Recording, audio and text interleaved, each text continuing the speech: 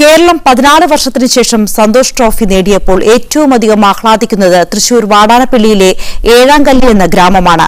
നായകൻ രാഹുൽ വി രാജിന്റെ നാട്ടുകാർ കേരളത്തിന്റെ വിജയം ഉത്സവം പോലെയാണ് ആഘോഷിക്കുന്നത്.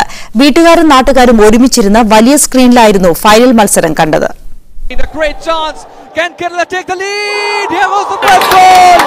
കേരളത്തിന്റെ ഓരോ നീക്കങ്ങൾക്കും ആർപ്പുവിളി, ബംഗാളിലെ നീക്കങ്ങൾക്ക് നിരാശ.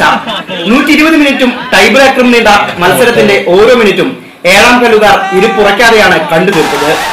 കേരളം രണ്ടാം ഗോൾ നേടിയപ്പോൾ ജയമുറപ്പിച്ച് പടക്കം പൊട്ടിച്ചു തുടങ്ങി. എന്നാൽ ഇടുത്തി പോലെ ബംഗാൾ തിരിച്ചു വന്നപ്പോൾ മൗനവും സങ്കടവും ഗ്രാമത്തിൽ നിറഞ്ഞു.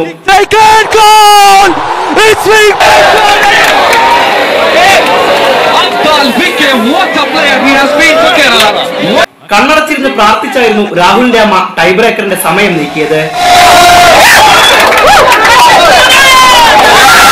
ഒടുവിൽ രാഹുൽ സന്തോഷ് ട്രോഫി ഉയർത്തുമ്പോൾ സന്തോഷം കൊണ്ട് കരഞ്ഞു.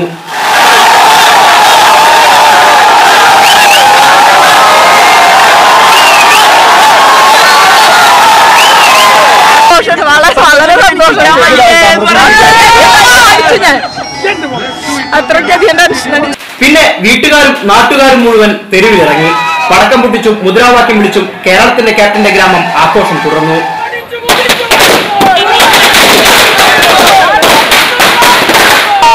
മാത്യു, ശിവകുമാർ, ഇഗ്നേഷ്യസ്. ഈ പട്ടികയിലേക്ക് ഒരു പേര് കൂടി, രാഹുൽ വി രാജ്, കേരളത്തിന് 6ാം സന്തോഷ് ട്രോഫി കിരീടം സമ്മാനിച്ച ക്യാപ്റ്റൻ.